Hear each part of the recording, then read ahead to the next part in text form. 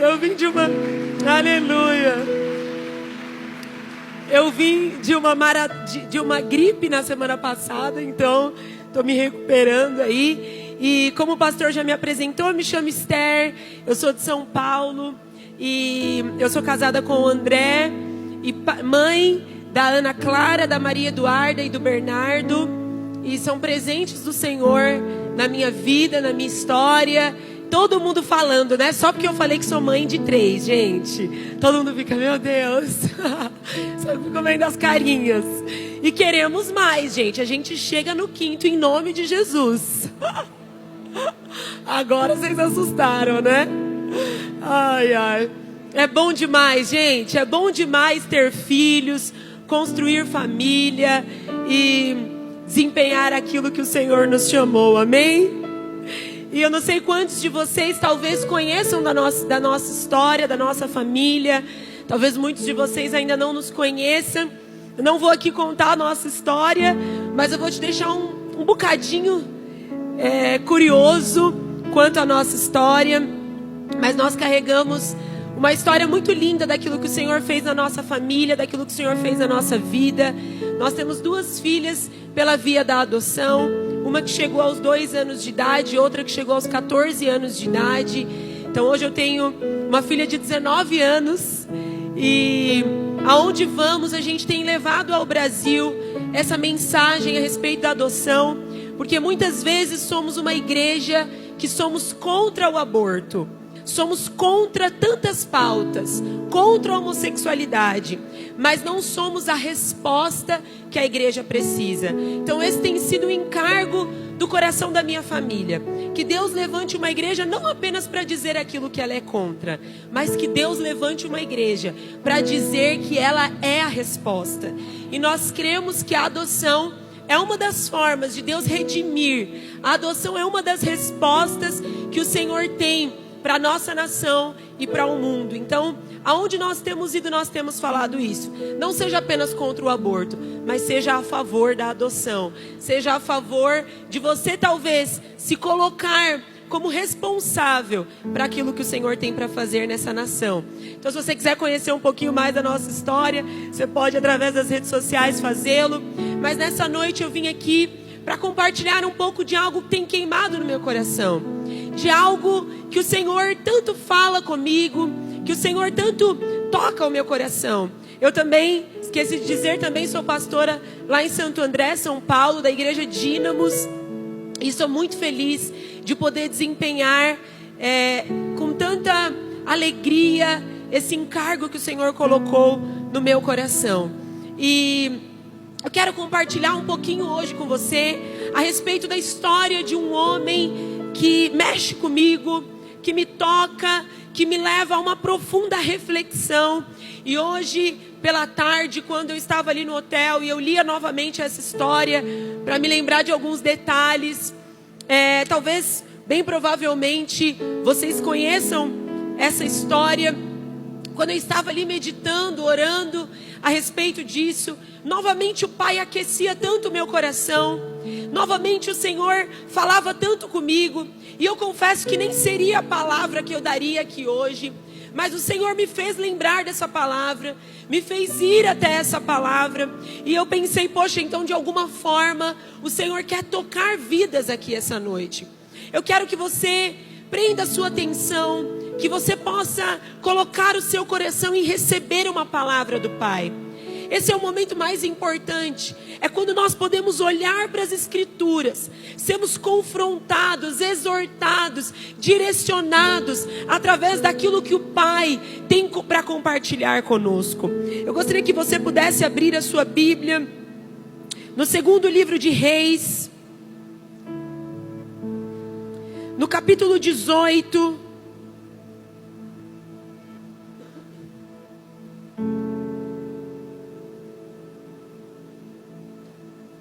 E nós vamos ver a respeito da história de Ezequias. Eu não sei quantos conhecem a história desse homem. E eu quero falar um pouquinho com você a respeito de legado. O legado que Deus nos chama para deixar nessa geração. o legado que o Senhor nos convida a deixar nessa geração. 2 Reis 18, vá abrindo sua Bíblia aí, vai aquecendo seu coração. Você sabe que eu sempre disse algo desde a minha infância. Eu sou filha de pastor, cresci dentro da igreja. Meu coração sempre queimava por algo mais da parte de Deus. Eu fui aquela criança apaixonada por Jesus. A minha adolescência foi marcada pela glória de Deus. É claro, no meio desse caminho, no meio dessa trajetória, houveram muitos erros, acertos. Estou até hoje errando, tentando acertar. Mas pela graça de Deus, o Pai tem me conduzido, tem conduzido os meus dias, a minha família. E eu sempre disse algo que na verdade eu sempre ouvi a minha mãe dizer. Minha mãe sempre disse assim: filha, no dia do meu enterro, no dia que você me enterrar, você vai poder olhar para o meu caixão e você vai poder ver uma mulher ali que fez a diferença por onde ela passou. Esse é o único desejo e anseio que existe no meu coração. Eu cresci ouvindo isso. Eu cresci vendo pais que largaram tudo em favor do Evangelho. Meu pai, um médico renomado, um homem inteligentíssimo, que tem superdotação, passou nas melhores universidades do país e do mundo. Após assumir a direção de um hospital, ele larga tudo e vai morar no lugar mais pobre que você possa imaginar, no estado de São Paulo, em São Mateus, por amor ao Evangelho. Hoje as pessoas olham tudo que Deus tem feito na nossa família, no nosso ministério, e talvez não sabem como que foi o início de tudo isso, como foi a construção de tudo isso. Mas eu vi ali pais que resolveram não deixar uma herança, porque se depender da herança dos meus pais, meu irmão, o negócio está meio complicado do meu lado. Porque o que eu os vi fazendo a vida inteira é dando tudo, é largando tudo.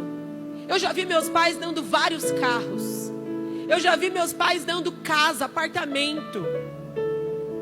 Recentemente eles largaram tudo no Brasil, 2 anos atrás. Foram para a Inglaterra abrir uma igreja. E não se espantem, aos 60 anos de idade, foram trabalhar de Uber para se sustentarem, porque a moeda era muito alta. Quando eu olho para isso, eu vejo o Evangelho real. O Evangelho onde a gente não está interessado em deixar uma herança, em simplesmente adquirir uma herança. Não que consista em algo errado quanto a isso. Eu creio sim que o Pai tem porções para compartilhar conosco, tem prosperidade para nos dar, mas de nada adianta isso se no nosso coração não queimar o anseio e o desejo de deixarmos um legado. Então eu passei a minha infância, eu passei a minha vida ouvindo isso dos meus pais, ouvindo isso da minha mãe. Eu me lembro que em dias de muita privação, com 4 filhos, dias difíceis, minha mãe dizia: Dênio, será mesmo que você não pode pegar pelo menos um postinho para atender? Será mesmo que você não pode só um pouquinho? Tá difícil, as crianças estão sem roupa. E eu me lembro do meu pai dizer: Solange, aquele que me chamou é fiel para nos sustentar até o fim. Nunca vai nos faltar nada. E de fato nunca faltou. Pelo contrário, tudo que você imaginar a gente já ganhou na nossa família. Viagens internacionais, as melhores roupas, os melhores lugares. O Senhor sempre nos colocou. Mas por quê? Porque havia um desejo no coração de deixar um legado. E eu hoje faço o mesmo com os meus filhos.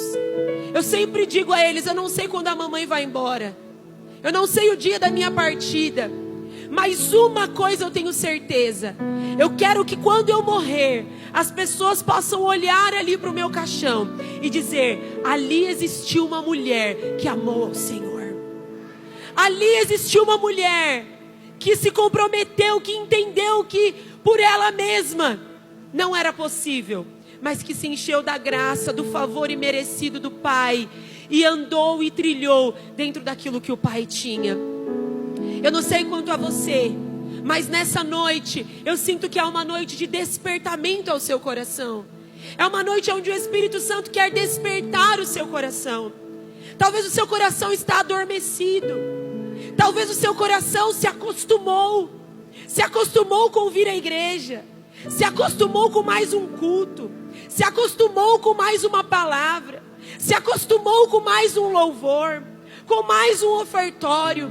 E eu sinto que nessa noite é uma noite profética, onde o Senhor quer despertar o seu coração, aonde o Pai quer te dizer: ei, você precisa talvez voltar os seus olhos para aquilo que eu te chamei.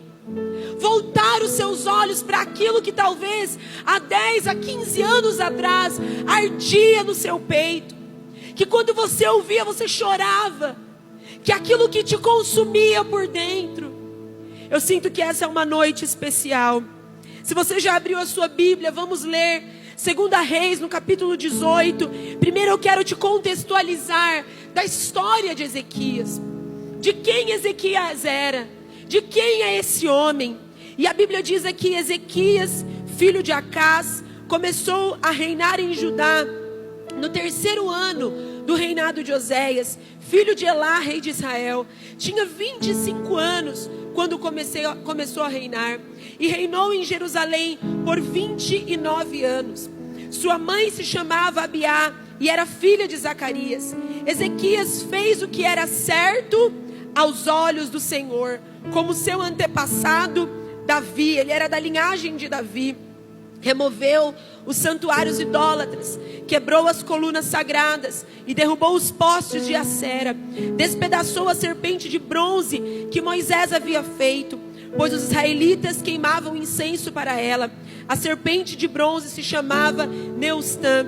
Ezequias confiava no Senhor, o Deus de Israel. Não houve, preste atenção nesse versículo 5. Ezequias confiava no Senhor, o Deus de Israel.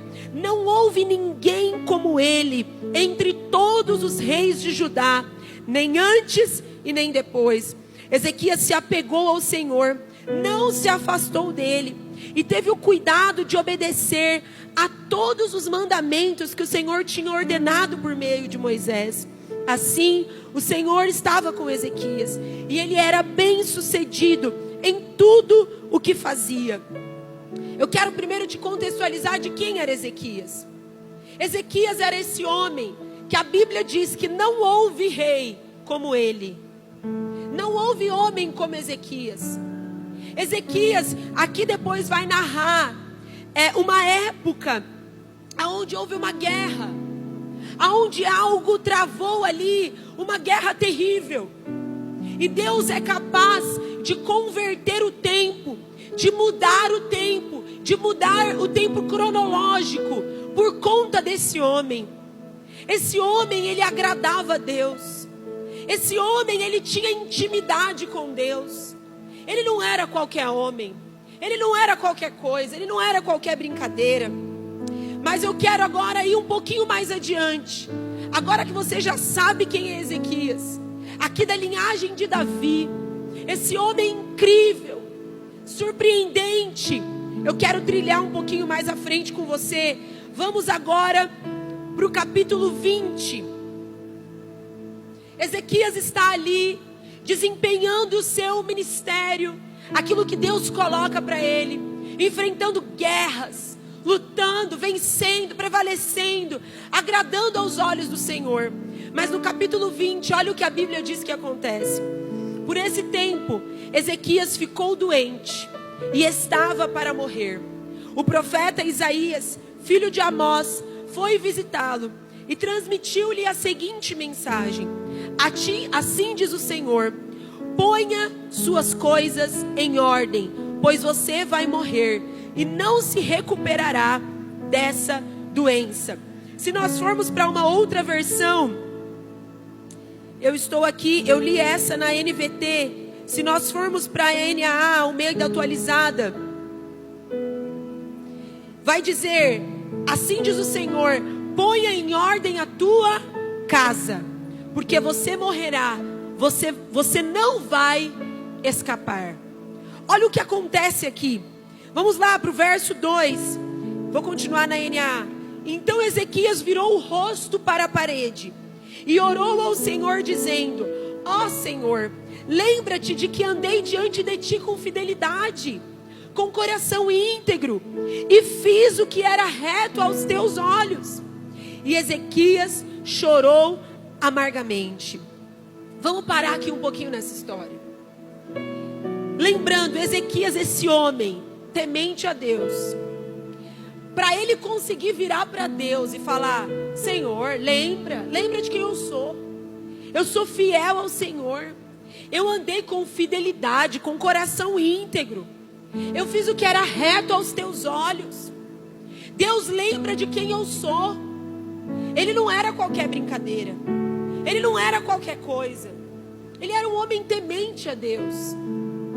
Só que Deus diz: uma coisa é quando um diagnóstico médico diz, outra coisa é quando o próprio Senhor diz. Aqui o profeta Isaías diz que o próprio Senhor disse: ponha em ordem a tua casa, porque você vai morrer, você não vai escapar. O negócio azedou para o lado de Ezequias, a coisa ficou complicada para o lado dele, os dias dele estavam contados. Mas a Bíblia diz que ele vira o rosto para a parede e ele clama a Deus. Ele diz: Deus, acrescenta os meus dias. Eu sou um homem reto, eu sou um homem íntegro, acrescenta-me os dias de vida. E olha só o que acontece no versículo 4. Antes que Isaías, que era o profeta, tivesse saído do pátio central, a palavra do Senhor veio a ele dizendo: volte e diga a Ezequias, príncipe do meu povo, assim diz o Senhor, o Deus de Davi seu pai: ouvi sua oração e vi suas lágrimas. Eis que vou curá-lo, e ao terceiro dia você subirá à casa do Senhor. Acrescentarei 15 anos à sua vida, e livrarei das mãos do rei da Síria, tanto você quanto essa cidade. Defenderei esta cidade por amor de mim e por amor a Davi, meu servo. Isaías disse mais: peguem uma pasta de figos. Eles a pegaram e puseram sobre a úlcera, e Ezequias recuperou a saúde. Ezequias perguntou a Isaías: qual será o sinal de que o Senhor me curará e de que ao terceiro dia subirei à casa do Senhor? Isaías respondeu: este é o sinal que você receberá do Senhor, para indicar que Ele cumprirá o que prometeu. Você quer que a sombra se adiante 10 graus? Ou que retroceda 10 graus? Ezequias respondeu: é fácil a sombra adiantar 10 graus, mas que não seja assim. Pelo contrário, que ela retroceda 10 graus. Então o profeta Isaías clamou ao Senhor, e ele fez retroceder 10 graus a sombra lançada pelo sol declinante do relógio de Acás. Eu quero te contextualizar do que acontece aqui. Já disse, Ezequias está doente, ele clama ao Senhor, o Senhor acrescenta quantos anos de vida a ele? 15 anos de vida. 15 anos de vida são acrescentados a esse homem. Mas eu quero voltar um pouquinho com você no início do capítulo 20. O que Deus diz? Qual foi a ordem que Deus dá para Ezequias? Ponha a tua casa em ordem. E aí eu quero chamar a sua atenção para uma parte desse texto que fala muito ao meu coração. Ezequias era o cara. Vamos trazer ele para os dias de hoje. Ele era o pastor top. Ele era aquele, talvez, que onde ele chegava os enfermos eram curados, os endemoniados eram libertos, milagres aconteciam, coisas sobrenaturais aconteciam na vida de Ezequias. Mas existia algo na vida de Ezequias: a casa dele não estava em ordem. Muitos pastores muitas vezes usam esse texto para falar a respeito da casa, falar a respeito da nossa vida. Só que eu não consigo entender biblicamente com esse foco. Porque se a Bíblia estivesse dizendo a respeito da vida de Ezequias, a Bíblia não faria questão de mencionar o quanto ele era reto aos olhos de Deus, o quanto havia nele retidão aos olhos do Senhor. A Bíblia menciona várias vezes. Esse homem, ele atraía tanto a presença de Deus, que vocês perceberam o que aconteceu? Vocês conseguiram se atentar aqui no texto o que aconteceu? Quando o profeta Isaías volta e diz: você está curado, foi te acrescentado 15 anos de vida. Quando ele volta e diz isso, Ezequias fala: qual é o sinal que você vai me dar? O cara era ousado. Ele não era qualquer um com Deus. Além dele ser curado, além de 15 anos ter sido acrescentado, ele falou: qual é o sinal? Deus mexe no tempo. Deus inverte a ordem do tempo. Ele volta o horário. Ele muda o tempo por conta desse homem. Isso me faz pensar que ele não era um homem que não era íntegro perante ao Senhor. Quando Deus diz para ele colocar a casa dele em ordem, eu creio que Deus está dizendo literalmente a casa dele. Colocar a casa em ordem. E se nós formos olhar no original, é a casa dele. E talvez esse é o maior desafio da nossa vida. É a luta mais terrível que nós encontramos. Porque uma geração de cristãos que entram dentro da igreja e vestem uma máscara, e estão com os casamentos destruídos, com os filhos o dia inteiro no TikTok, com tudo por água abaixo. Você que é solteiro, com uma vida pecaminosa, uma vida no pecado. Porque eu não sei se você sabe, você que é solteiro, mas o nosso tempo de estarmos solteiros é o tempo que você já está construindo a sua família. A sua família já está sendo construída. Muito antes de eu conhecer o André, muito antes de eu me casar com o André, muito antes de eu ter os filhos que eu tenho, a minha família foi construída e gerada em Deus quando eu ainda não tinha eles. Então é muito fácil nós entrarmos dentro da igreja e até atrairmos a presença de Deus, andarmos em retidão, sermos pessoas sérias que amam a obra de Deus, mas a nossa casa estar uma bagunça, a nossa casa não estar em ordem. E eu não sei porquê, não sei mesmo. Deus me pediu para trazer essa palavra essa noite. Não seria essa palavra, pastor. Não seria sobre isso. Mas o Espírito Santo me levou claramente. Eu preguei anos atrás essa mensagem, eu nem me lembrava dela mais. E o Senhor me trouxe. E aí, olha só o que acontece. Calma que o negócio fica pior. Se nós formos ver Ezequias, quando Deus dá essa palavra para ele, ele devia ter mais ou menos uns 39 anos. Porque a Bíblia diz que ele assumiu o reinado aos 29. Ele estava com 29 anos. E ele viveu mais 15 anos. Então ele devia... Quem é bom em matemática? É isso mesmo, gente? Não fiz as contas direito. Mas ele devia ter por volta de 54 anos quando ele morre.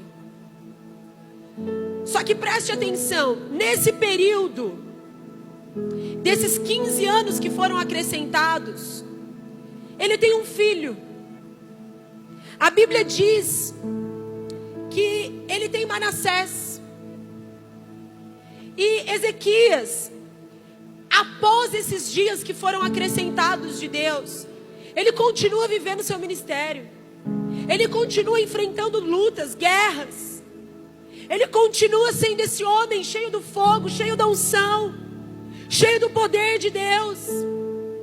Só que a Bíblia diz que Ezequias morre. 15 anos depois, como a palavra diz, se cumpre a palavra e Ezequias morre. E se você puder ir para o capítulo 21 agora, vai um pouquinho mais à frente, você vai ver o que acontece aqui.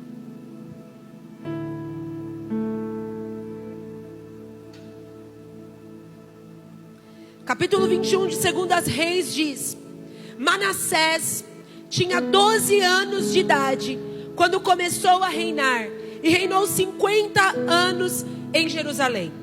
Para tudo. Para tudo. Você não precisa nem ser muito bom em matemática, que eu também não sou boa de matemática. Meu negócio é humanas. Você não precisa nem ser muito bom de matemática para entender aqui. Quantos anos Deus acrescentou na vida de Ezequias? 15. Quantos anos o menino tem quando assume o reinado? 12. Esse filho veio antes ou após a mensagem que Deus deu para ele? Após. Deus acrescenta os dias dele. E Deus acrescenta os dias dele dizendo: Ezequias, cuida da tua casa. Ponha em ordem a tua casa. Deus dá essa palavra para ele, dá mais 15 anos pela frente. No meio disso ele tem um filho, Manassés. Eu vou te mostrar quem é Manassés. Versículo 2 do capítulo 21. Fez o que era mal aos olhos do Senhor, segundo as coisas abomináveis das nações que o Senhor havia expulsado de diante dos filhos de Israel. Pois reconstruiu os lugares altos que Ezequias, seu pai, havia destruído. Levantou altares a Baal. Fez um poste da deusa Acera, como que Acabe, rei de Israel, havia feito. Prostrou-se diante de todo o exército dos céus e o serviu. Edificou altares na casa do Senhor, a respeito o qual o Senhor tinha dito: em Jerusalém porém meu nome. Eu vou parar por aqui, depois se você quiser continuar lendo, você que ama a palavra de Deus como eu, se quiser continuar meditando nesse texto, presta atenção para tudo aqui. Você prestou atenção no que aconteceu? Deus acrescenta os dias do cara e fala: você vai ter 15 anos a mais, cuida da tua casa. Esse filho, aos 12, uma criança ainda, quando seu pai morre, a Bíblia diz lá em 2 Crônicas que não houve rei tão perverso e iníquo como Manassés. Mas a Bíblia diz que não houve rei também tão íntegro como Ezequias. Tem alguma coisa estranha nessa história. Tem alguma coisa que não bate nessa história. O cara é filho do homem incrível. Mas aí eu me pergunto: será que Ezequias deixou uma herança? Simplesmente? Porque herança é aquilo que eu deixo para as pessoas, mas legado é aquilo que eu deixo nas pessoas.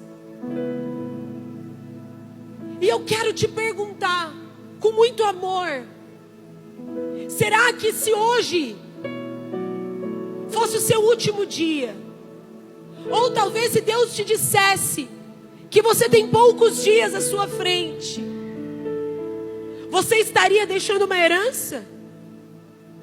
Ou você estaria deixando um legado no coração das pessoas? O que você tem deixado nas pessoas que estão ao seu redor? Para você que é casado, que tem uma família, eu te pergunto: o que você tem deixado na sua família? Qual é a marca que você tem deixado dentro da sua casa? Para você que é homem, Deus te chama E Deus te confronta e te pergunta: qual é o legado que você tem deixado na vida dos seus filhos? O que você tem passado a eles? Mas muito além também da nossa casa, da nossa própria família, o que nós temos deixado para essa geração? Talvez você diga: Esther, eu sou muito pequeno. Eu sou uma pessoa que vive uma vida normal. É você mesmo. Porque os lugares aonde você chega, muito provavelmente, eu nunca vou chegar. Os lugares aonde Deus te colocou, o bairro onde você mora, a família que você tem, eu não posso estar lá. O seu pastor, a sua pastora não podem estar lá. Mas Deus te colocou lá. Você pode estar lá. É que se nós formos olhar a história de Manassés aqui, é tão pesado. É tão triste ver que não foi apenas Manassés, mas a descendência que vem após Manassés é uma descendência completamente perversa. É uma descendência destruída. E eu quero com muito temor que você possa por um minuto parar agora e perguntar ao Espírito Santo: Pai, o que eu tenho deixado na vida das pessoas? Por onde eu tenho passado? O que eu tenho deixado no coração das pessoas? Qual é a mensagem que eu tenho deixado pelos lugares aonde o Senhor tem me colocado? Seja na sua escola, no seu trabalho, na sua faculdade, na sua família. Qual é o legado? Qual é a mensagem? Pergunte ao Espírito Santo. Diga: Pai, o que eu tenho colocado?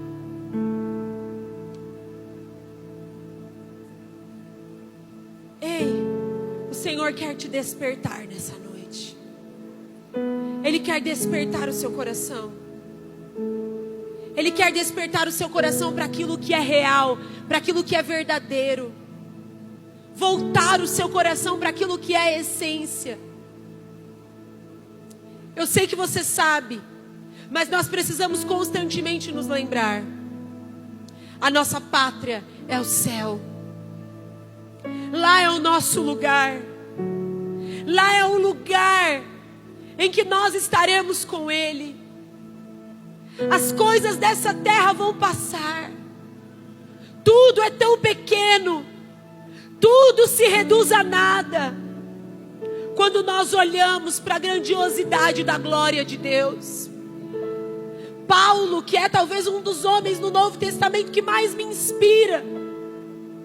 Paulo, que tem uma lista gigantesca de sofrimentos. Paulo, que passou por todas as perseguições que você imaginar. Ele que foi preso em tantos lugares, que padeceu no seu corpo, que teve fome, que nas suas cartas muitas vezes ele relata o quanto ele não tinha nem mesmo uma roupa para vestir, comida para comer. Paulo diz que tudo isso, que todas essas aflições, que, gente, vamos ser bem sinceros, nem se compara com as nossas.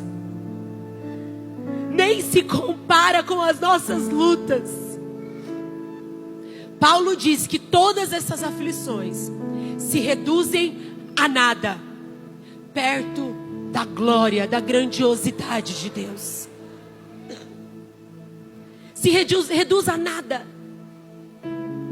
Quando olhamos a grandiosidade daquilo que nos espera, das mansões celestiais, daquilo que está nos esperando, as nossas leves e momentâneas tribulações não se comparam com o peso de glória que há de ser revelado a nós. E quantas vezes